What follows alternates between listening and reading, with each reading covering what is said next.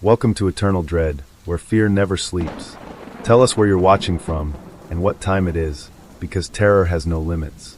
If you're brave enough, share and comment, but beware, something might be watching you too. Now, turn off the lights, and let the dread begin.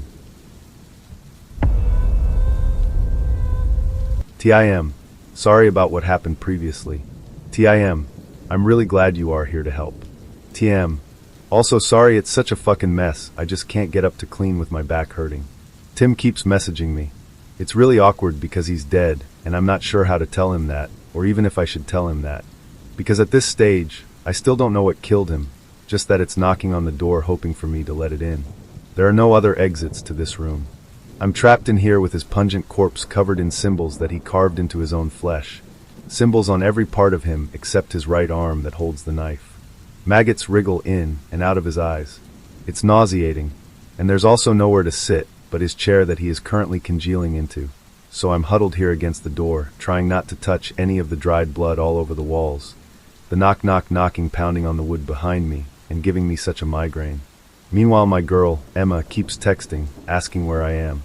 At the gym, babe, I lie, and hope that's not the last text I ever send. In short, I am having a really bad day. But hey, judging by that knocking, it's also going to be really short. TIM. I probably smell, haven't been able to shower. I mean, do I tell him he's decomposing, and that's why he stinks? Breathing in here is like sipping a smoothie of rotting meat soaking in sewage and marinating in all those maggots. I wet a bandana in one of the beers I took from his fridge, tie it around my mouth and nose, but now it's just the eye-watering stink of death with an accent of hops. Strongly considering holding my breath and suffocating. TIM. Sorry I have to kill you, by the way. Well, let you die. Oh, nice of him to come right out with it like that. Was that the plan all along? Kill me? Tam. I mean, I kinda thought you'd just open the door, like everyone else. Like Dwayne. TIM. I didn't know he was a kid. TIM. It's not fair of you to judge me. I didn't know, okay? And I'm genuinely sorry what's gonna happen to you. There's just nothing I can do to stop it. Well then. Apparently Tim does realize a lot more than he was letting on. He just doesn't really like to talk about it. I'm guessing what happened is that he fucked up whatever ritual he was attempting. Wrote everything out except on that right arm. So now the entity that he only partially summoned is trying to use other victims as hosts, killing them in the process. Or else it's sucking their life out to strengthen itself in order to finish crossing over. Or maybe it's just hungry. Who knows? Regardless, if it succeeds in manifesting on this side of the door, that's bad news bears for everyone. I tap onto my phone. So what happens to me now? TIM. I mean, you already know, same thing has happened to everyone else. I close my eyes and lean my head against the doorframe and sigh. Why? I ask. He doesn't answer. His eyeballs are leaking out of his head, after all, his eardrums and all those bits and pieces little more than smelly goo. It's only through the digital interface he's been able to interact with me. I type into Discord. Why? TIM, why what? Why are you doing this? Since I'm going to die anyway. I'd like to know why. What am I dying for? This is it. I wait for his villain speech. Because if I can get him to tell me why, tell me the rules, then maybe there's some sliver of a chance I can escape this. And I haven't fucked myself by accepting his friend request and inviting that thing to knock on my door. There's a long pause where 3 dots pass across my screen. Tim is writing. He's writing something long. That or he's writing and editing, changing his mind. I wait, and then, the dots disappear. Nothing. Why is this fucker ghosting me? Tim? TIM, I don't owe you anything. You literally invited me to my death but won't tell me why? TIM, what does it matter since you are gonna die anyway? You got UR50, so I owe you nothing. Dude, $50 barely covers the lift. I came here for you. To help you. TIM, liar. You never gave a shit about me. You are only here for those other people. You've been looking down on me from the second you said hello. Bro, WTF. I never looked down on you. I don't know who you think I am, but I can promise you I'm in no position to judge anyone. Look, as much as you so clearly hate yourself, I promise you I hate myself more. TIM, who TF says I hate myself? And suddenly the tension is so thick you could choke on it. The air has gotten colder, and the corpse in the chair has an aura of menace. The overhead lights flicker. Apparently it's not just Discord that Tim's ghost has some influence over. And as the lights wink off, plunging the room into pitch black save for the foreboding glow of the monitor. I know I have exactly one chance to get this right. Weirdly enough, I'm sort of excited. Just like every time I've conned someone and been nearly caught. Every time the mark was this close to slipping off the line. Only right now, it's not money at stake, it's my actual life. I just have to hope I've got a keen enough read on him to play this right. I tap onto my screen. Me, whatever judgment you feel, bro, that's coming from you. It's like I'm saying, who am I to judge anyone? Honestly, you are probably doing the world a favor taking me out. For a second, it feels like there's no air in the room at all. Like my heart stopped. The silence lengthens and despair blooms in my chest. And then, Tim, so why do you hate yourself? I let out a breath. Okay, Jack. Let's do this. Gotta keep Timmy engaged, get him chummy again. Get him to lower his guard by convincing him the biggest loser in this room is me. And then, once he no longer sees me as a threat, hope he's got the answers I need to defeat his buddy knocking outside that door. But one step at a time, now, right? I tell him why I hate myself. I love myself. Maybe not right now. Right now, a few knocks away from death. Gagging on the leftover beer I just guzzled with my chum the psychotic incel who's planning to kill me. Now's not me at my best. But on a regular day, heck yeah, living the dream. This morning I woke up next to the best girl in the world, inhaled the syrupy scent of the best pancakes cooked by the best grandma, rolled out of bed and tripped over the best cat. Not that I'm a cat guy, but if I gotta have a cat, this little guy's the best. Then after breakfast, Emma put a mug of steaming coffee in my hand and kissed my cheek and told me we'll announce our engagement as soon as I get my GED. So could I please study?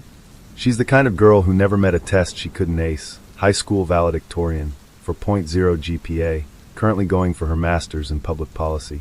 Me? I dropped out. Just don't do well with indoctrination. Standardized tests are all pick the right answer A, B, or C, and never mind there's a whole alphabet out there. No, you gotta tick the right box, color inside the lines, your thinking done for you, so be a good cog in the machine. But baby, put me in a box, I'm always gonna claw my way outside it. Anyway, point is, Timmy here is never gonna relate to the self-made huckster Jack. I need to sell him someone on his level. Me. You know they put me in special ed growing up. Normally I don't dig up my skeletons. But right now, for Tim, it's time to yank those old bones from deep in the closet, from under dirty kids' clothes, and that elementary school lunchbox that smells like stale bologna. Gross, it's rank, right? Dig into that skull for all those crusty memories, and tell him about a dead kid with a dead name, Jacqueline. But don't actually tell him her name or pronouns, 'cause nothing would torpedo this bromance faster. Tell him about this kid who couldn't stop fidgeting long enough for fill-in-the-bubble tests, whose teachers and parents all said the same thing. If you don't try harder, they're going to stick you in class with the dumb kids. And that's where Jacqueline wound up, with the dumb kids. Saw the score that everyone's measured by, and guess what your measure is, kid? Failure. The thing about a good lie is, it's gotta taste like the truth. My parents wouldn't recognize me now with my week's worth of stubble and rugged physique and six-pack. What's that? You don't believe I have a six-pack? Fuck you, I lift. Having a six-pack is my reward for all those workouts. It's in the fridge. I joke, but the point is there's not much of Jacqueline left in Jack. But pulling out these moldy memories gives my tale the tang of truth, a big heaping spoonful of it, and right at the end I slip in a lie. Me. I can't even blame you for tricking me, RLY. I'm still doing the same dumb shit. Tim, bro, did you ever get tested for ADHD? Me. Is it any surprise I fell for UR tricks so easy? I know I'm gonna die. I got no one to mourn me, so who cares? Anyway, since you got me as kind of a captive audience, what's UR story, Tim? Tim does not respond at first. I wonder if I hammed it up too much. I prod. Mia for man. You can't fuck up worse than me. Why you so down on yourself? Got anything to do with this knocking? Yeah, I guess it does. 6 months ago, Tim was seated in that very same leather gaming chair, gulping down a bottle of the same watery-as-piss beer I recently pulled from his fridge.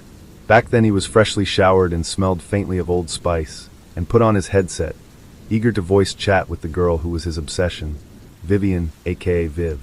A ghost girl, according to what she told Tim on Discord. She said she'd died in a car accident, but wasn't able to rest. The world as she experienced it was lonely and strange. She couldn't touch people, couldn't interact with people. The only interaction she could manage was through electronics. You know how ghosts can cause the lights to flicker and stuff? Well, motherboards are the same way, just smaller switches of ones and zeros. That's how I can type to you, she told him online. She said she couldn't send real-life photos because she was dead, but she sent AI images that captured what she used to look like. Tam, check her out. Me, hot damn, she's got nice thighs. She has nice tits, which are 100% fake, just like Viv. Even her voice, which he describes as ghostly and electronic sounding, is obviously AI. I've sold some whoppers before, but even I am boggled at the way this Viv scammer somehow found the one lonely guy on the internet desperate enough to be suckered into chatting with a ghost girl. A ghost girl who repeatedly requested Amazon gift cards and Venmo. As Tim dreamily describes their chats, there's this squirmy feeling in my gut that I don't think is just the piss beer. I'm not used to seeing the sucker's perspective, seeing the fish swallow the hook while the metal tears his belly open from the inside. He's dead because someone duped him, and 8 other people are dead because of him. And it all comes back to the moment Vivian ended their cyber affair. The screenshot he sends me of her last message is filled with emojis. Thank you for everything. I have found my peace and am moving into the ever after. TIM. I wanted to be happy for her, but Viv leaving really messed me up. She was the love of my life, you know? I am grateful that Timmy here can't see my expressions because the love of his life. I drag my hand down my face and side-eye his corpse. Me, I'm sorry you went through that. TIM. The thing is, me, TIM, this is why I need you to understand. I know you are mad about what's going to happen to you, but this is the only way I can see her again. The thing outside the door. Me, that's Viv? TIM, bingo. Me, your ghost girlfriend is knocking on the door to kill me? TIM, TIM, it's my fault really. I fucked up the ritual. And even as Tim is explaining, telling me how it all went down, how Viv came back wanting to be together, how he fucked it all up with a simple mistake when he didn't carve both arms, a plan is forming in my mind. A simple, terrible plan. Because I am pretty sure I've got a way to end the threat of that relentless knocking on the door behind me. But I'm gonna have to be a shitty person to make it work. Karma's a bitch, you know? A bitch named Vivian, but also named Tim. And Jack. We're all getting what's coming to us, and it's all going down right now, because I am going to end this charade by giving Tim exactly what he wants. My knife carves into the mottled flesh of his rotting right arm. It doesn't bleed, just opens up these dark lines I trace out in the skin. I copy the symbols from the walls at Tim's instruction. The cuts swim in my vision, and the hairs on my arms stand upright like I'm about to get struck by lightning. I've replenished my beer-soaked bandana with the second bottle, but my eyes still water from the smell, and my stomach bucks. I unfortunately did not have the foresight to bring gloves, and when some of his skin sloughs off onto my fingers, I have to stop and shake it off. Man, this is gross. Tim, for his part, is over the moon. He kind of can't believe I'm granting his last wish. I kind of can't believe it either, and fantasize myself anywhere else. Maybe in a world in which I did as my girl asked and studied. LOL. Might as well fantasize myself 6 foot tall while I'm at it, with washboard abs. Not that I don't have those, I definitely do. In the right lighting. If you squint. TIM, holy shit man. TIM, I cannot thank you enough. TIM, like TBH, I don't even know how many PPL she'd have taken if you hadn't shown up. Me, just want to help you get reunited and no one else dies, win-win. But it's not win-win. And since we're drawing near to the end of this charade, just a few more arcane symbols left to trace. It's time I come clean, to you good folks reading at least, before we summon Viv. Right so. For the record, up until this exact moment, I wasn't in any real danger. I mean, was it scary? Yes. And did I scream? Also yes. But that's because I'm a coward. It's a feature, not a bug. Heroism against the paranormal tends to result in a premature doom. Another reason I don't like to involve Emma. The truth is I intentionally got myself stuck with Tim, letting him sucker me so I could sucker him. And the situation is kind of like a loaded gun. Sure, it could kill me, but consider the rules. Vivian can't harm me unless I open the door and invite her in. And just like I wouldn't pull the trigger on myself, I'm never gonna open the door. As for being trapped in this room because of the knocking, realistically, I could call the cops, Emma, anybody. They're not the invitee, so they could open the door for me and let me out. Easy peasy. So yes, I may have over-dramatized the danger in the retelling. Sorry, but even if I wasn't actually risking much prior to this moment, I'm about to do something wildly, ridiculously reckless. The proverbial gun is about to go off, with me right in its sights. because I'm about to summon Vivian. She's not who he thinks she is. After she left him, he began using Ouija boards, seances, and rituals to call into the beyond and beg his beloved to return. He'd been researching the occult since the beginning of their cyber affair, seeking ways of bringing her into the living world.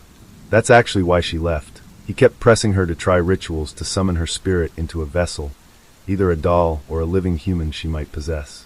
When the arcane rituals he suggested became more extreme and involved him mutilating himself, Vivian sent her last text, telling him that she found her peace and was continuing her journey to the beyond. The catfisher cut the line, but the hook was still embedded deep. And one day, after countless attempts to reach Viv in the beyond, one day he heard knocking. Me, how did you know it was Viv? Tim, come on man, who TF else would answer from the other side? Nothing good, Tim, nothing good ever answers from the other side, is what I wanted to scream at him. Enter Viv 2.0. A horrifying entity that drives people to death with terror. Not that I could ever convince Tim this entity is different from original Viv, or that original Viv was a catfisher. To him, they are simply his beloved, telling him to let Viv go because the relationship was never genuine. It'd be like telling me to let go of Emma. I mean, sure, you can argue that Emma's real and Viv isn't, but she's real to Tim. Real enough that he carved his flesh and painted his blood on the walls and already sacrificed 8 people for her. Tim, she promised we'd be together, soul bonded, deeper than any marriage of the flesh. All I had to do was complete the ritual, but I got weak from blood loss and fucked it up. In reams of text, Tim spills his obsession to me, describing how she appeared in his trances as a sort of shining angel stuck just beyond the door, unable to come through. Unlike the original catfisher, who used Discord to message him, Viv 2.0 could only communicate by sending images and sensations into his mind.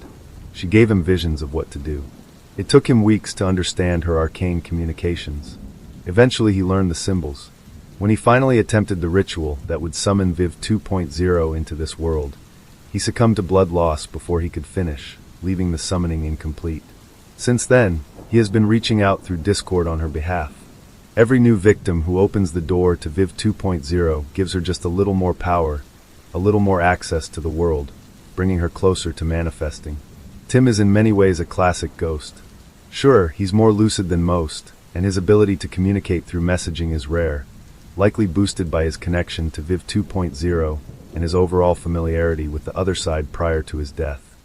Even so, like most ghosts, he's bound geographically to the place he died, able to interact with the physical world only in limited ways, and, as often happens with spirits, he keeps forgetting he's dead.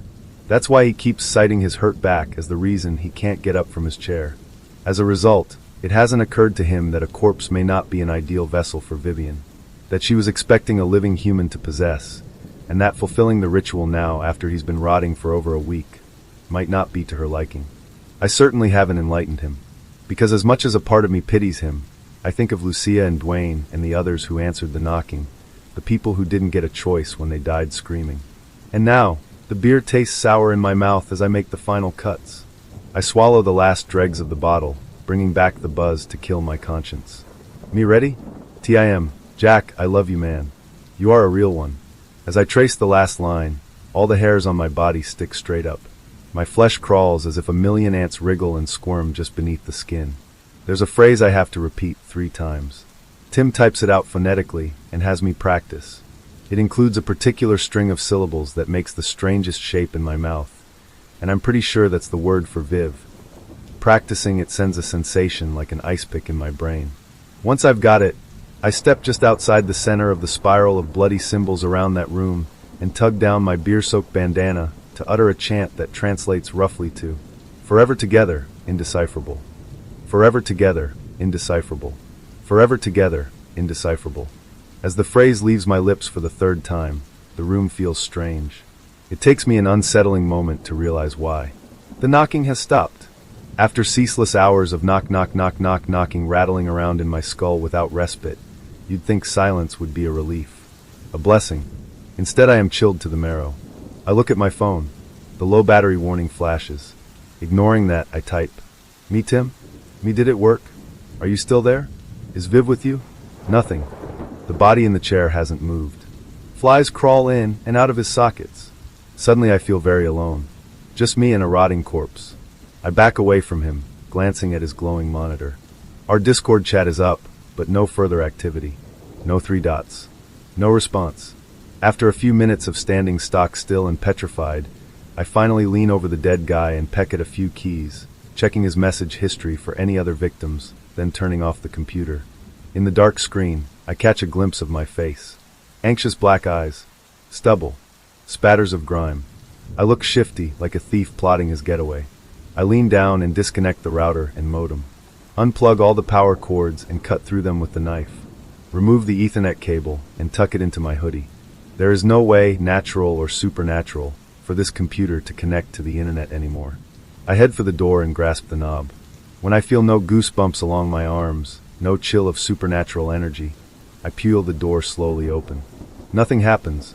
Well, this was anticlimactic. I turn and step out the door and shut it behind me, all but whistling, relief washing over me. Thump.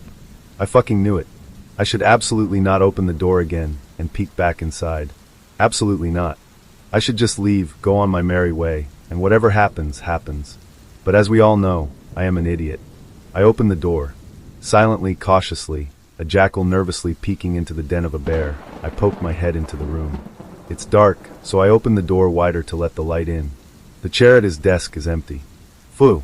It's empty, and the electronics are still dead, so where is he, Jack? Where the fuck did the dead man now possessed by the knocker go?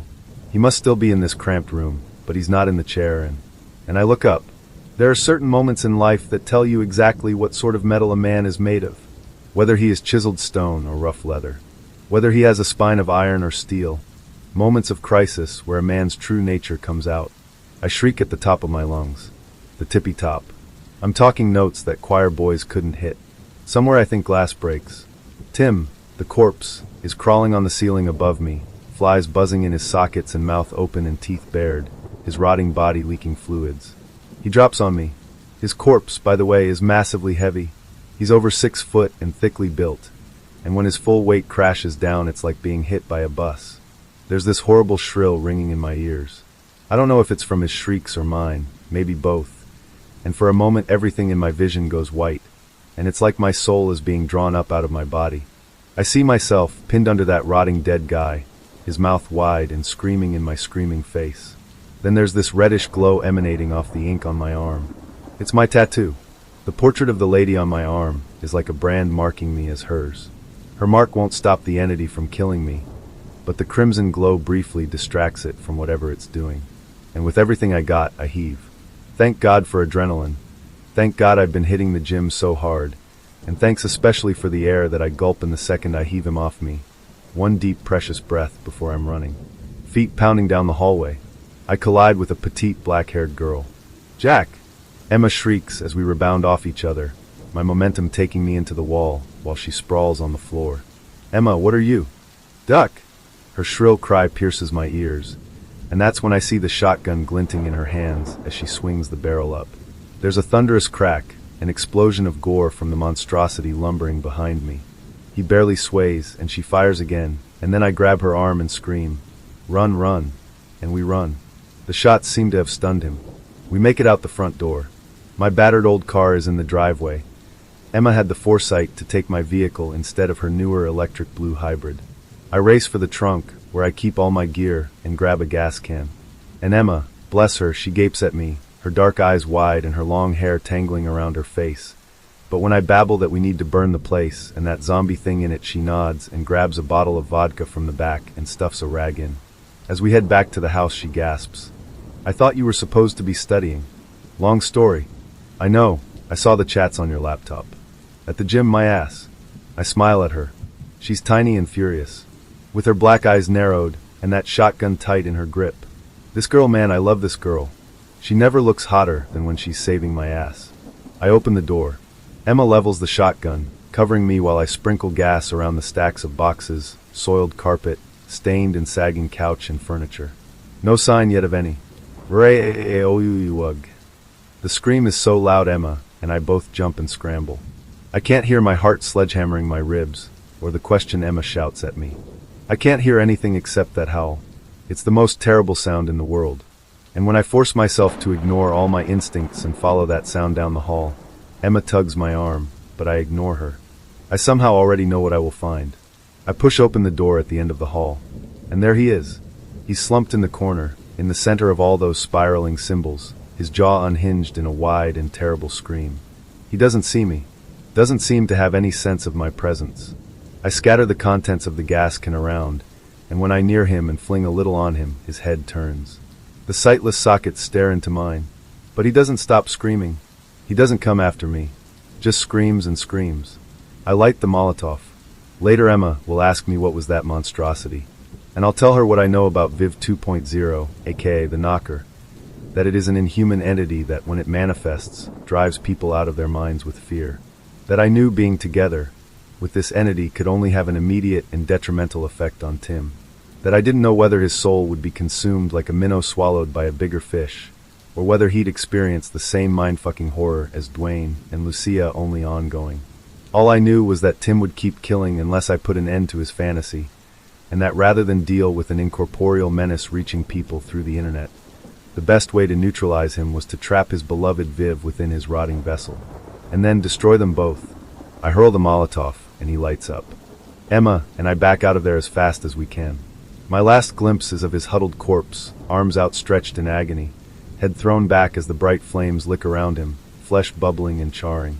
Long after he's toast, long after I imagine he must be just charred bones while the fire roars to the sky and the house burns, still, I hear those screams, ringing through my consciousness, and I wonder if it's him or just my guilty conscience. You could have died. I mean, if I'd found you, screaming and dead like Dwayne. Or Lucia. It almost happened. It's evening now, and Emma and I are both back home and cleaned up. I had to shower twice to rinse off the terrible stench. Boo the cat is settled in my lap on the sofa. He seems to know the threat is gone now. He'll be going to a foster home soon. For now I'm keeping him confined here in my office in the basement. And Emma is chewing me out, rightfully so. It doesn't matter that I remind her that I wasn't going to open that door. I even had a backup plan.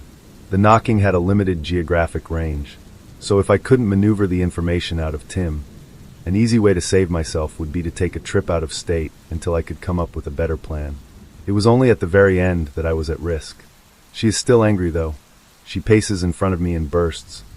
Why are we having this same damned conversation when you promised me, last time, you promised me? I know, babe. Don't just I know, babe, when you could have. Tears stop her from continuing. I didn't tell you because I was scared of you getting involved. I know it was selfish. She opens her mouth to add a comment, and I preempt her, selfish and stupid. It's just you're brilliant, okay? You've got this amazing future ahead of you. You're in this grad program, and you're dedicated and talented, and just so fucking smart. You're gonna change the world. I can see it. And what would I be to take your light out of the world? To let my mistakes be the reason your life is snuffed out before you even get a chance to shine. That somewhat diffuses her anger. Emma can't help but glow at compliments. It's the teacher's pet in her. She considers me. While that's very poetic of you, but it's the truth. I mean every word. If there's any hope for this world, it's with people like Emma trying to make it better. She sinks next me on the cushions. So why can't you see that you're a light in the world too? I smile. 'Cause that's super corny and I don't like popcorn. Her lips purse. Okay, well that's a lie. I've seen you go through a whole bucket without sharing. Also you're all about, oh, I'm Jack, I love being me, I can't be tamed. I laugh at her faux deep voice and she goes on. And I love and admire that about you. But why is it so easy for you to risk your life, and so hard to risk mine? Jack, why do you act like the world would be a better place without you in it? Huh. My mind blanks like I've been sucker punched. And while my brain's spinning like an empty hamster wheel, the only thought that surfaces is Tim's final shriek. He was a delusional asshole who let people die so he could be with his beloved. But he was also just a dude who was lonely and broken in a dysfunctional world that breaks people. What happened to him only happened because he wasn't smart enough to see through the lies that were told to him by someone slyer than he was. Someone like me. Later, I'm in the bathroom and I catch a glimpse of my ink. Coyote on the right arm, lady and a snake on the left. People always think that's Eve. Nope, originally it was just the snake to symbolize Satan, the original trickster. What? Look, I was going through some stuff at the time. But after I made my bargain with the demon that always appears to me as a gorgeous lady in red, after I won her game and she swore to catch me, she marked me with her image. I generally try not to look at that tattoo, because I don't like to be reminded. I force myself to look now, because I am sick of running from my misdeeds. She's already waiting to catch my eye, her inked lips curving in a wicked smile. That arm aches. Karma's a bitch. And no matter what I do, how fast I run, or who I save, or who I slaughter, or how I try to pay my debt to the world, she's going to catch me. When I was in college, I got involved with a paranormal researching group through a friend of mine. We'll call him M. M knew I had a general interest in the occult, something that would flourish as my time in Georgia went on, and had decided that I was a sensitive, someone who could feel spirits. I don't know if I could or not, but he was insistent enough for the both of us, so I went along with it. M was, of course, our occult expert. At the time, I thought M knew a lot of things and had some kind of otherworldly knowledge about the avenues of occult workings, but he ultimately turned out to be a good grifter. He curated this mystique about him that was alluring to a certain type of woman, and it helped him bounce from bed to bed in the 3 or 4 years I knew him. We were joined in our ghost hunting by a woman named Eva, who is still doing ghost hunting in the North Georgia area, as far as I knew. She had a lot of equipment for ghost hunting, things she had picked up from previously failed groups, and was our resident tech head. I'm pretty sure she and M were together, though maybe not officially, and we stayed in touch after the group broke up. Our fourth was a guy named Simon, who kind of reminded me of Dib from Invader Zim, though I'm not sure he was doing it on purpose. He fancied himself a cryptozoologist, and was also a wealth of knowledge when it came to conspiracy theories. He believed everything from alien abduction to the FBI assassinating JFK, and you couldn't convince him that any of it was anything but gospel. He was friends with M too, and it sort of made M our de facto leader. We rode around in his mom's white minivan, Mystery Incorporated style, and helped people who were experiencing strange activity. We did this for about 6 months before Eva and M began to argue and Simon graduated and moved to Pennsylvania, but we had some times in those 6 months. Most of it was curiosity work, standing in cemeteries and taking pictures to get spirits' orbs, taking recordings to hear sounds, and the usual kind of thing ghost hunters do. A few others stand out. I might tell you about a few of them, but the one I want to talk about, it's the case I remember as the Smoke House. The Smoke House was unique because it was one of the few cases we had that made me think what happened might have been our fault.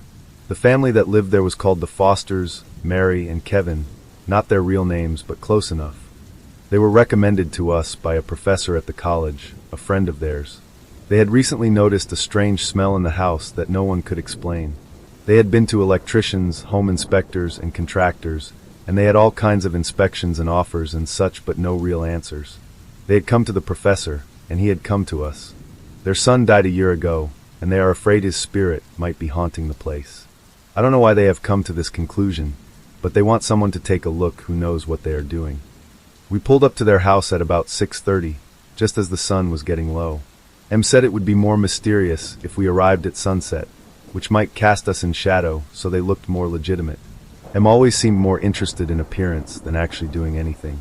The couple was older, maybe late 50s or early 60s, and they showed us in with smiles and questions about drinks or food. Some of us ate, some of us drank, and we all listened to what they had to say. We've lived here for 40 years, bought it when we were newlyweds. Andrew, our son, was born here. Didn't quite make it to the hospital, so the wife had him right here in the kitchen. He lived here until he was 19 when he decided he wanted to be a firefighter. We were proud, but not very hopeful. Andrew had tried to get into the army and was refused, tried to get into the police academy the year before but couldn't make it, and now it was firefighter school. We figured this would make 3, but he excelled at it. He got into shape, he learned the material, and not long after he was a firefighter. The woman sobbed a little, looking down into her coffee before her husband continued. Our son was a firefighter for nearly a decade until he died in a fire, trying to save a family from a collapsing building. They brought us his fire coat and his helmet, and we brought it home and made a little remembrance wall. It's in my wife's sewing room now, along with a picture of him, and we find it a great comfort. A couple of months after he died, the smell began. It's a smoky smell. I'm sure you've smelled it since you came in. The others have smelled it too, but none of them can find it or make it stop. We've tried to get rid of it through the normal means, so now we attempt to get rid of it through less conventional means. We'll pay you if you can figure out why it's doing this. So we set to work. Eva set up some cameras and microphones, Simon helping her, and M and I set about being sensitives. M would ask me what I felt, and I would tell him what came to mind. He would always nod, eyes closed, and then tell me what it meant like some pocket sage. He always understood what it meant, understood with that maddening way of his, and I accepted it. I didn't sense much. Scuffling in the attic that turned out to be squirrels, the hum of a washing machine, a slight creak that could be nothing more than the house settling, but nothing of any substance. It was usually like that, but any little thing always meant something mystical. Em could hear phantom voices in the rattling of an old water heater, but we never really questioned him. Questioning in that community was frowned upon. If you called someone out for their bullshit, they were likely to call you out for yours. We were all just trying to see if we could do real magic, hoping it would be us who was the next Luke Skywalker or Harry Potter. We all wanted to be special, but we mostly just looked ridiculous. After about 3 hours, Eva hadn't gotten any audio or video, and I hadn't felt more than the hum of the washing machine. We were at a loss for the smell, something all of us had admitted to smelling, but of course, Em had the answer. He went to the memorial wall and pointed to it, nodding as he wove his hands before it. There's a spirit attached to this coat. He's displeased at being deceased before his time, and what you are smelling is his spirit. I will tie a charm to it and put a circle of salt around it, so that the spirit might disconnect on its own. Do I have your permission to move it? The Fosters said he did, and he took it down as he moved it to a spot on the floor. He looked at it, and then added the helmet too before encircling the whole thing in salt. He held his hands out once this was done, speaking low before raising his voice and speaking to whatever spirit he believed had attached itself to it. Spirit, I beseech you to move on. Your life here is no more. You must go to whatever lies beyond. Begone from this house. You are welcome here no more. Then he spouted some pseudo-Latin at it and forked the sign of the evil eye at it. There was no pillar of fire, no unearthly laughter, and we all just stood there and watched the coat, ignoring the blackened marks on the arms. When he was satisfied, Em told them that if the smoke smell came back, they should call us immediately. If it hasn't come back in 3 days, then the coat and helmet should be fine to hang on the wall again. They thanked him, and when he slipped his hand into his pocket, I realized they had given him money. When we climbed into the van and Em didn't comment on it, I realized he didn't mean to tell us about it. 2 days later, I got a call. It wasn't from the Fosters, it was from the police. They had Em down at the station, and they wanted the rest of us to come down too. Apparently, the Fosters were dead, and their house had been burned to the ground. We understand that you and your friends were there the day before. Do you mind if we ask what you were doing at the Fosters' house? I explained what it was our group did, but the officer in charge of my questioning scoffed. So you didn't do anything? Is that what you're telling us? Yes, sir. I have left nothing in the house, and when we got in our van, the Fosters were very much alive. He nodded, taking a picture out and putting it on the table. Does this look familiar? It was a little grainy, but it was clearly the remains of the coat Em had circled in salt. The charm was still attached to it, and the salt around it was undisturbed. That's their son's coat, the one who died. My friend, Em, put a circle of salt around it and affixed a charm to it because he believed a spirit was attached to it. Neither are flammable, and we in no way started that fire. They had a few more questions, but they ultimately had to let us go. There was no proof we had done anything but go in and play pretend for about 4 hours, and they had to turn us loose. We all decided not to talk about it again, but I think we all realized that something had happened there that night. We had made something angry, and it had killed that nice old couple because of it. We had not been the cause, not really, but we had also. If we had let it go, they would probably be alive today, still dealing with a smoky smell and nothing else. After that, we were a little more careful about how we interacted with spirits. Actions, after all, have consequences. My friend works part-time as a Lyft/Uber driver around the Ogden metro area and recently shared this story with me. Asterisk note, this story is from his perspective. Normally I work remotely from home, checking security certificates and filing reports. It doesn't sound like much, but it can be an all-day job. Once a month my job requires me to show up at the Salt Lake City office for a mandatory in-person meeting. Around early summer of 2022, I was leaving SLC to head back home to Ogden for the day when I remembered that I had installed the Uber app and had registered as a driver some time ago. While I had never actually picked up a rider before, I figured that the drive from SLC to Ogden might earn me some nice spending money, and since it was during the active hours, it was around 12 to 1 o'clock p.m. I was destined to get a bite somewhere. I activated the app, and within minutes several potential riders pinging. I looked over the ones in my immediate vicinity, and most of them were only going as far as a mile, which I figured wouldn't be as rewarding to me financially. I saw one that wanted to be picked up here in SLC and be driven all the way out to Ogden. That's where I was going anyway, and I accepted the rider. Long story short, the rider was a normal college-age female with a friend. I dropped her and her friend off at the destination in the Weber State University parking lot, pressed drop off, and perused the app for other potential riders since I figured I had at least one more in me. One particular ride request had suddenly appeared.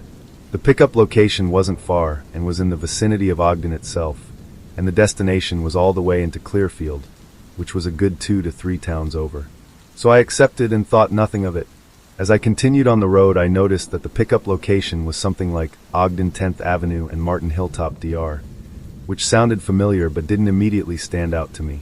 So after zigzagging through some little suburbs and 1 or 2 good busy streets is when I come to it, and then it dawned on me, Ogden 10th Avenue and Martin Hilltop DR is at the fucking cemetery. I pulled over out of the way of traffic, parallel parking at the curb directly across the street from the cemetery.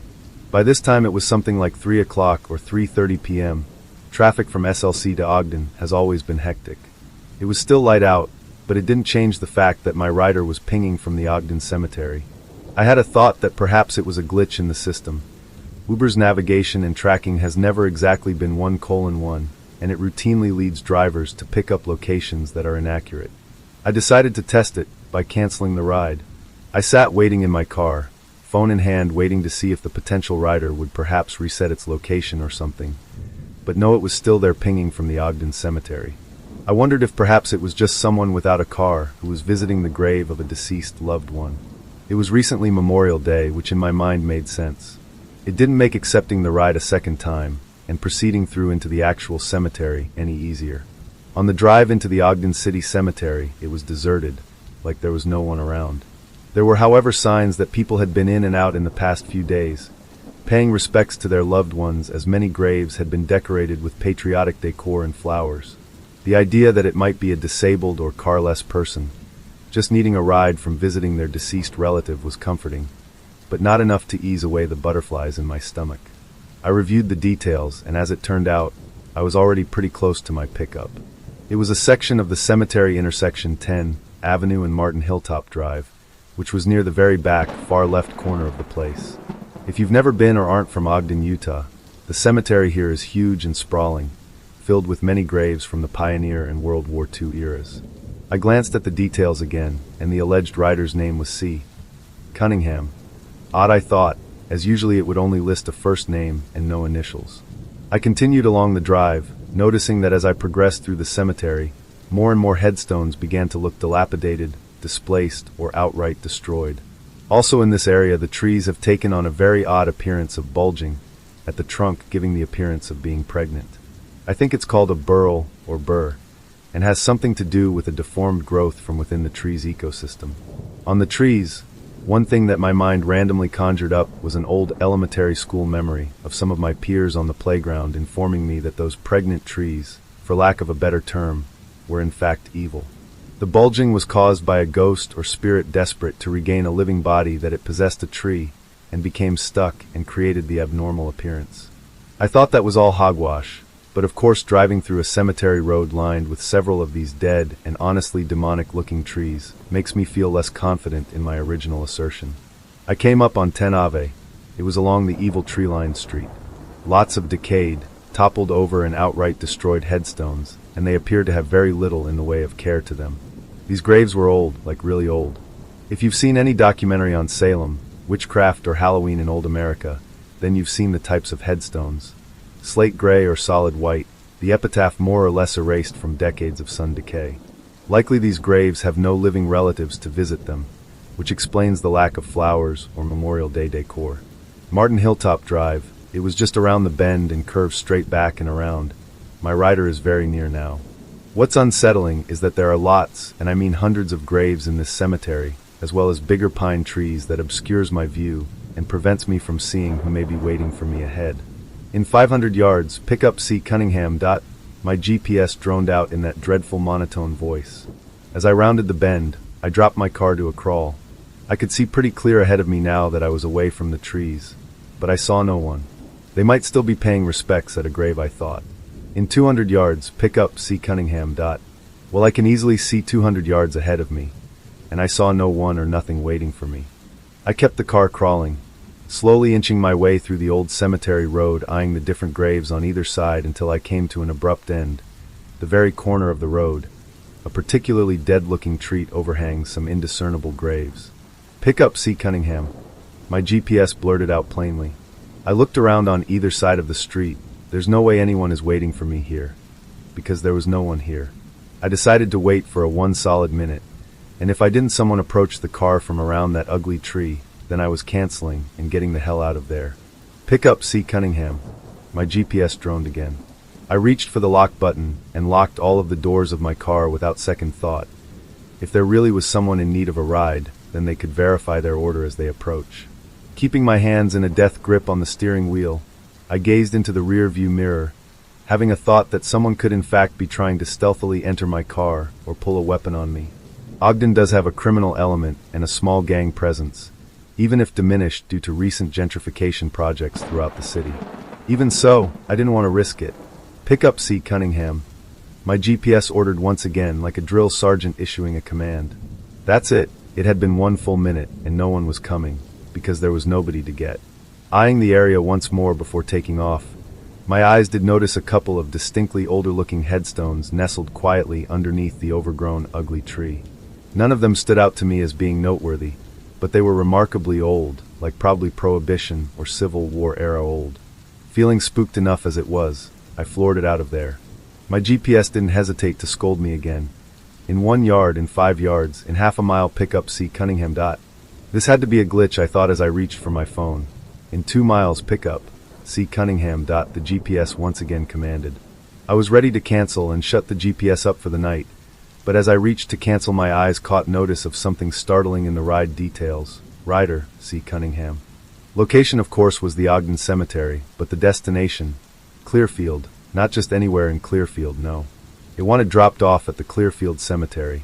I instantly hit cancel and got the hell out of Dodge. I felt too creeped out to immediately drive home, and my mom had warned me against going directly home from places where spirits are active. I drove out to a nearby Maverick, bought some drinks, and sat in the parking lot for what felt like an hour, or until I felt reasonably sure I could go home without something latching on and following me. A few months later, I was bored, and out of curiosity, I checked the Lyft and Uber apps for potential riders again. And once again I found the mysterious C. Cunningham still waiting for a ride acceptance, clear out at 10 Avenue and Martin Hilltop Drive at the Ogden City Cemetery. Could it have been wannabe gang members looking for an easy mark or a target for an initiation? Perhaps. Was it just someone's sick idea of a joke? Could be. It is possible to set a location for a pickup while not physically being in the area. Was it just a glitch in the system? Again, possible, but seeing as how the same ride request for the same person in the same location to the same destination has been active for weeks after this initial encounter, I'm going to say no. Was it a ghost? Honestly, I don't know. I know a lot of people hate it when others immediately jump to it's paranormal as a possible explanation, and this incident could very well have been something as mundane as the above mentioned. However, something deep inside about this whole thing just doesn't sit right with me, like what sane, well-adjusted, mentally stable person would commit to doing this bizarre and rather scary request. Once was bad enough, but to keep at it for weeks after the fact, that's dedication. And even if it was just a person and not a ghost doing it, that individual is probably not someone I'd want to meet, much less have them in my car. I have since deleted my Lyft and Uber apps after that, and now only work DoorDash for part-time monetary income. Since time immemorial, in an old house south of the capital, things happened that defied all logic. It wasn't a grand mansion or a forgotten estate, but a modest home with high ceilings and brick walls that, over the years, had witnessed countless stories. 3 generations of women lived there, the grandmother, her daughter, and her granddaughter, and with them something else, something they had never seen, but whose presence was impossible to ignore. For as long as her mother could remember, strange events had taken place in that house. Objects disappeared without explanation, only to reappear in impossible places. Chairs moved on their own, doors slammed shut without any apparent draft. Small damages no one could attribute to human hands. But the most unsettling part was the nights. Because in the darkness of the house, when silence should have reigned, laughter could be heard. Sharp, mocking laughter, accompanied by tiny footsteps stomping furiously on the floor. Knocks on the windows. Whispers in the corners. For the mother and grandmother, everything had an explanation. A goblin lived in the house. It wasn't a fairy tale or a story to scare children. It was a certainty. Over the years, they had learned to live with it, to respect its rules. The most important one, never enter without greeting it. It didn't matter if the house was empty or seemed quiet. One had to say good afternoon or good evening when crossing the threshold, because if not, the goblin would get angry. And when that happened, its fury was undeniable. The girl's mother had instilled this in her from a young age. Always greet, my child. We don't want to upset it, she would say as naturally as others warn about traffic or rain. And throughout her childhood, she obeyed. She did it without question, as part of her daily routine. But as she grew older, doubt took root in her mind. She was logical, skeptical. She didn't believe in superstitions or bedtime stories. The idea of an irritable goblin hiding socks and tangling hair seemed absurd to her. And with the rebelliousness of adolescence, she decided to challenge the family tradition. One day, she simply stopped greeting. One afternoon, while working on a philosophy assignment at my friend's house, her grandmother was looking for her keys to go run some errands. She checked the small ceramic bowl at the entrance, where she always left them, but they weren't there. Frowning, she searched the pockets of her apron. Nothing. Did you take my keys? She asked her granddaughter. No, Grandma, she replied without looking up from her notebook. The old woman sighed and murmured with amused resignation. It must have been him. I looked up, puzzled, but my friend just rolled her eyes in exasperation. Grandma, please. I already told you those things don't exist. You probably left them somewhere else and forgot. The grandmother didn't argue. Her expression was that of someone who knows a truth others refuse to accept. While my friend went to fetch her own keys to lend her, the grandmother leaned toward me and whispered, She doesn't want to believe, but I know what's happening here. Ever since I stopped playing with him, he's gotten mischievous. He hides things from me, moves the furniture. It's not my memory failing. It's him, and he's upset. Before I could respond, my friend returned with a set of keys and handed them over. Here, use mine. The grandmother accepted them and headed to the door. Before leaving, she paused at the threshold and gave us a warm smile. Be good girls. And then, in a barely audible voice, she added, See you soon. She wasn't speaking to us. She was speaking to him. The door closed behind her, and at that moment, a dull thud echoed down the hallway. A hollow, dry sound, as if something small had jumped from a great height. My friend paled, and for the first time, a shadow of doubt crossed her face. Though the doubt flickered briefly across my friend's expression, she quickly convinced herself, or at least tried to, that it was just something falling. Nothing more. I watched her warily but chose to ignore the incident. However, what the grandmother had told me kept circling in my mind like an insistent echo. And maybe that's why I started noticing things. I don't know if it was my imagination playing tricks on me, or if my senses, once indifferent, had suddenly sharpened. Perhaps it had always been there, at the edge of my vision, in the background murmur, waiting for someone to pay attention. Because I heard it, the unmistakable sound of keys falling to the floor. My eyes locked onto my friend, waiting for her reaction. But she kept typing on her laptop, oblivious, as if she hadn't heard anything. The house fell silent. Only the intermittent keystrokes and our voices discussing the assignment broke the stillness. But something felt off. I sensed it at the nape of my neck, in the thick air, in the uncomfortable feeling of not being alone. I forced myself to shake off the thought, and after a while, I got up to go to the bathroom. The hallway was dimly lit, and halfway through I saw it. A set of keys scattered on the floor. I crouched cautiously and picked them up. They were cold to the touch. All of them were made of gray metal, except for one. A golden one. I turned them in my hands, puzzled. Had this caused the noise earlier? I looked around. The rooms were closed, the windows secured. There were no hooks or shelves from which they could have fallen. Yet, there they were. I stood up quickly and entered the bathroom, shutting the door behind me. I had just turned on the faucet to wash my hands when it happened. Knocking. 3 knocks. Given with knuckles. Firm. Precise. Yes, baby? I asked, thinking it was my friend. Silence. Nada, what is it? I insisted, louder this time. Nothing. Not a single sound. Only the running water. I swallowed hard, turned off the faucet, and with a racing pulse, twisted the doorknob. As soon as I opened the door, I found my friend standing there. Her hand was raised, ready to knock. "I was going to ask if you wanted juice, lemonade, or coffee," she said casually. My stomach clenched. It hadn't been her. Even so, I forced a stiff smile and said lemonade would be fine. I followed her to the kitchen, trying to calm the tightness in my chest. But as soon as we arrived, another unsettling detail added to the list. My friend clicked her tongue in annoyance and grabbed a cloth. The sugar jar was tipped over on the counter, its contents spilled like a white blanket. She picked up the trash can with her other hand and started cleaning, irritated.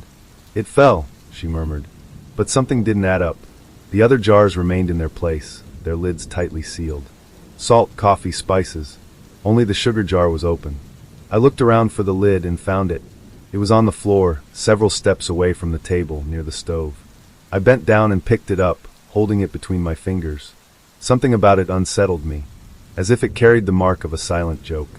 I stood up and handed it to my friend. She took it with the same puzzled expression I likely had. "Thanks," she whispered, placing it back in its spot. But we both knew it hadn't been an accident. Though my friend tried to convince herself that everything had a logical explanation, the unease on her face betrayed her. I said nothing, but the feeling that something unseen was watching us grew stronger. That night, long after I had left, my phone buzzed. It was a message from my friend. "You won't believe what just happened." I sat up in bed and responded immediately. "What happened?" She took a few minutes to type.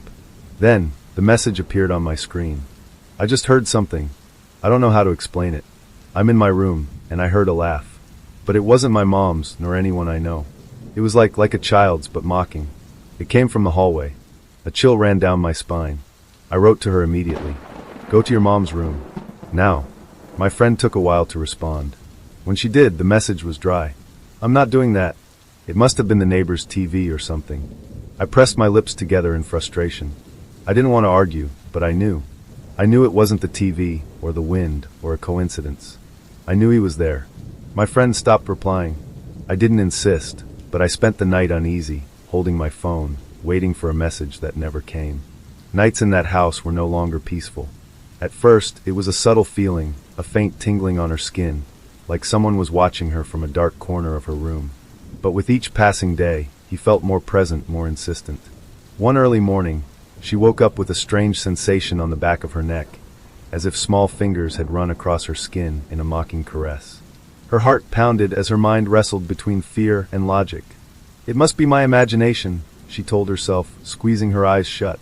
But then she heard it. A soft, quick sound, like small footsteps running across the room. It wasn't the floor creaking, nor the house settling, no. They were steps, agile, restless, circling her in the dark. She held her breath, and the sound stopped. Summoning her courage, she reached for the lamp switch on her nightstand. She turned it on with a click, and the yellow light flooded the room. There was no one there, but something was wrong. The things on her desk were out of place. Her laptop, which she had left closed, was now open, the screen glowing. Her books were on the floor, some with their pages bent, as if someone had flipped through them carelessly. Her wardrobe, which she always kept neatly organized, had its doors ajar and her clothes in disarray. Her heart skipped a beat. She got out of bed, a mix of fear and anger bubbling inside her. "This can't be real," she muttered. She searched every corner of her room, but there was no sign that anyone had entered. She stood still, scanning her surroundings, trying to find an explanation. And then she saw it. Her dresser mirror, where she looked at herself every night before bed, had something that wasn't there before. It wasn't her reflection. Not exactly. It was a shadow, a blurry silhouette standing right behind her. She spun around instantly, heart pounding in her throat, but there was no one there. When she turned back to the mirror, the shadow was gone. That was enough. She rushed to grab her phone and texted me, telling me what had happened. She wanted me to give her a logical answer, something to calm her down. But I only wrote a single sentence that made her shudder. Say hello. But she didn't want to. Not yet. And he knew it. That night, she barely slept. She forced herself to think of something else, repeating over and over that there had to be a logical explanation. But deep down, she felt that something in the house was waiting. When she woke up the next day, her body was tense, as if she hadn't rested at all. She got up heavily and went to the bathroom without even looking at her room. But when she came back, she knew something was wrong. The window, which she always kept closed, was wide open. The morning air made the curtains sway gently. And then she saw it. Her clothes, the ones she had left folded on the chair, were scattered across the floor, as if someone had thrown them in anger. The drawers of her dresser were open, and on her desk, her laptop screen flickered, as if someone had tried to use it. Her stomach tightened. She took a step toward the window, and felt something under her feet. She looked down. The keys. The same ones I had found days earlier in the hallway. But this time, they weren't just lying on the floor. They were perfectly aligned in a straight line, leading from the door to the center of the room, removed from their keyring and arranged in that strange, deliberate pattern. A shiver ran down her spine. She could no longer deny it. He was playing with her. He wanted her attention. And then, a sound froze her in place. A whisper. She couldn't make out the words, but she felt the cold breath on the back of her neck, as if someone was standing too close. She spun around, heart racing, but the room was empty. Her mouth went dry. She grabbed her phone and texted me again, her fingers trembling. Things are getting worse. I think I need to get out of here. But my response was simple, because it was obvious what he wanted. It was what her mother and grandmother had taught her all along. Don't leave. Just say hello. Her thumb hovered over the keyboard. She didn't want to. She couldn't. Then the mirror creaked. And this time, the shadow didn't disappear. No matter how much she moved, no matter the angle, she could no longer shake off that figure. I never understood why she simply didn't leave her room and seek refuge with her mother or grandmother. Was it her ego? Her stubbornness? Her need to feel in control? I don't know why she was so reluctant to accept that what was happening was real. But how else could she explain it? That night, her sleep was light, restless. Every time she closed her eyes, she felt someone watching her from the darkness. An inexplicable cold settled in the room. She turned in bed, searching for her blanket, when something made her freeze. Footsteps. Again, she thought. Small, quick, as if someone barefoot was walking on her carpet. She swallowed hard. The sound stopped right beside her bed. She held her breath. Her skin prickled when she felt a slight tug on the sheets, as if someone were trying to uncover her. And then, a finger. A cold, bony finger slid gently over her arm. She stifled a scream and shot up, desperately turning on the light. Nothing. Her room was completely silent, but something was off. She approached her desk, and on one of her notebooks, right on the cover in clumsy, childlike handwriting, written with a red pen that lay among her scattered things, something was written. Say hello. Her blood ran cold. She couldn't take it anymore. She grabbed her phone and texted me. I was asleep by then, and honestly, I didn't hear anything that night. I can't. This is too much. Then her screen flickered. The phone shut off.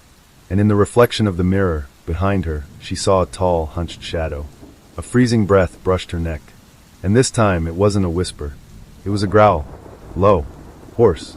Impatient. Saalo. The bulb in her lamp exploded. Darkness swallowed her. Even so, she decided she wouldn't give in.